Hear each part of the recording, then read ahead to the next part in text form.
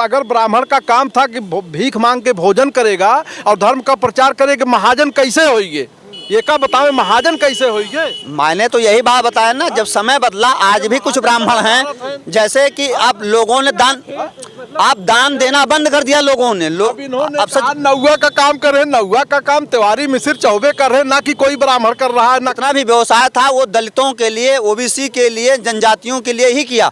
अगर लोहे का काम करने वाला कोई ब्राह्मण रहा हो तो बता दीजिए, बढ़ई का लकड़ी का काम करने वाला कोई ब्राह्मण रहा हो तो बता दीजिए, व्यवसाय करने वाला कोई ब्राह्मण रहा हो तो आप बता दीजिए, कोई चमड़े का काम करने वाला ब्राह्मण रहा हो तो बता दीजिए। शादी कराना, कथा करना, ये व्यवसाय में ही तो था उस समय। नहीं, व्यवसाय नहीं है, नहीं, जीवन यापन क्या था आप समझिए।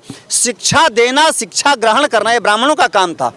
सबको शिक्षा देना, शिक्षा ग्रहण करना और भीख मांगना और भीख देना, दोनों में उनका काम था। सारे ब्राह्मण तो शिक्षा देते नहीं थे। सारे ब्राह्मण शिक्षा देते थे, सारे ब्राह्मण शिक्षा देते थे। बाद में धीरे धीरे कैटेगरी बढ़ती गई। जिस प्रकार से आज की डेट में हो रहा है कि तमाम राजनीतिक लोग आए, राजा महाराजा आए, अपने ढंग से जब से राजनीति आई हमारे यहाँ 500 सालों में, जब भी हमारे अंग्रेज आए, हमारे जो मुसलमान शासक आए, जो बाहरी शासक आए हैं, उन्होंने इस तरीके की व्यवस्थाएं करी है हमारे यहाँ। तो ऐसे में जब शिक्षा देना, शिक्षा लेना ब्राह्मणों का प्रतिबंधित हो गया, कानूनी रूप बन गया कि सरकारी आदमी चयन करेगी, पढ़ाएंगे, ये लिखाएंगे, ये करेंगे, वो करेंगे, एक दूसरे के व्यापार में जब मूली करना शुरू कर दिए तो ब्राह्मण को मजबूरी बस आप भाई पेट तो भरना पड़ेगा। अगर आपका किसी को तो रोजगार हुआ ना, अरे ऐसा रोजगार क्या,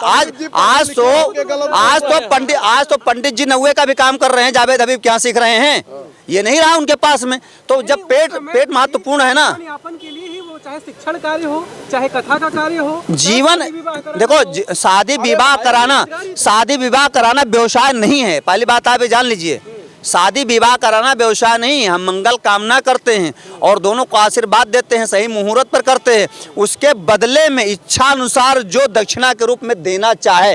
प्रतिभा व्यवसाय वो होता है जहाँ हर चीज की मूल्य तय हो, और जहाँ स्वेच्छा से अगर कोई दे रहा है वो व्यापार नहीं कहा जाता है।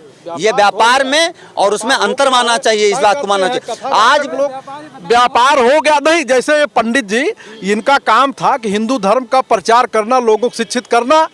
अब ये ओकरे बजाय अगर ब्राह्मण का काम था कि भीख मांग के भोजन करेगा और धर्म का प्रचार करेगा, महाजन कैसे होइए?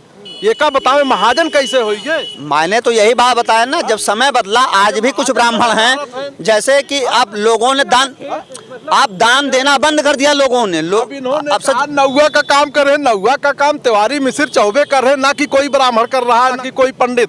ब्राह्मण वो है जिसे ब्रह्म ज्ञान है, पंडित वो है जो पाठ करने वाला। अरे ये सब जातियां हैं, ये सब जातियां हैं भाई। मिश्रा, द्विवेदी, त्रिवेदी की जो बात कर रहे हैं, एक विशेष स्थान है रहने का। वहाँ से जो मैं बता रहा हूँ ना, जैसे लखनऊ से माइग्रेट करके कहीं जाने वाला कोई व्यक्ति अपने आप को लखनवी कहा जाएगा। जैसे कि एक शायर का नाम है मिस्टर लखनवी, तो लखनऊ से आए तो लखनवी हो गए। इसी प्रकार के मिश्रा जहाँ से जिस स्थान से आए होंगे वहाँ मिश्रा हो गए, जहाँ तिवारी नामक स्थान रहेगा वहाँ से ब्राह्मण आए तिवारी हो गए। इस तरीके की एक परंपरा हुई। तो ये तिवारी नहीं है, तिवारी तो एक स्थान का नाम, वहाँ से आने पर उसकी पहचान दी जाए। झुनझुन वाला, झुनझुन वाला कोई जात थोड़ी है। तो गांव का नाम जाति से जोड़ा जाए, क्या मूर्ख बना रहे हैं आप भाई? बिल्कुल अरे ये भांग ये तो साफ कर लिया जाए, कुएं भांग है कब तक निकाला जाए? चतुर्वेदी कोई स्थान होगा जिसका ढूंढने पर बिल्कुल मिलेगा। चतुर्वेदी जो 4 वेदों का अध्ययन, यहाँ पे एक मुस्लिम ये एक व्यक्ति हैं, वो चतुर्वेदी लगाते हैं। उपाधि उनको दी गई, उपाधि दी गई है, मगर वो चतुर्वेदी तो नहीं है ना। जो 4 वेदों का अध्ययन किया उसे चतुर्वेदी कहते हैं। नहीं, ये नहीं है, ये गलत बात कहना है किसी का 4 वेदों का अध्ययन किया है। जो हम लोग हैं, ब्राह्मण हैं, इनके गोत्र होते हैं। किसी को उपमन्य है, किसी को भारद्वाज है, तो ये सब ऋषियों के वंशज हैं।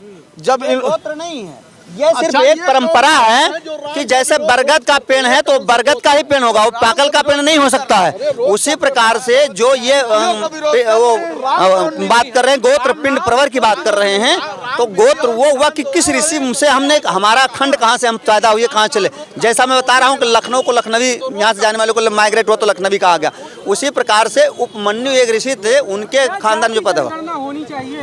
आप हमको करा सकती है। हम नहीं, सरकार देखिए राजनीतिक लोग हैं, वो कुछ भी करा सकते हैं और कराना भी चाहिए उनको, लेकिन हमको लगता है जाति जनगणना के बजाय जो हमारे यहाँ परेशानियां हैं, खाने की परेशानियां, शिक्षा की परेशानियां, उसको दूर करने के लिए अमीर बनाम गरीब की जनगणना होनी चाहिए, ताकि गरीब लोगों को अमीरों के समकक्ष या गरीबी से ऊपर उठाने की कोशिश की जाए। जाति का जनगणना कर देने से आप किसी को समान रूप नहीं दे सकते। हमको तो लगता है, हमने अभी आपको उदाहरण दिया कि जितने भी ओबीसी 80 के लोग थे वही लोग व्यवसाय करते थे, तो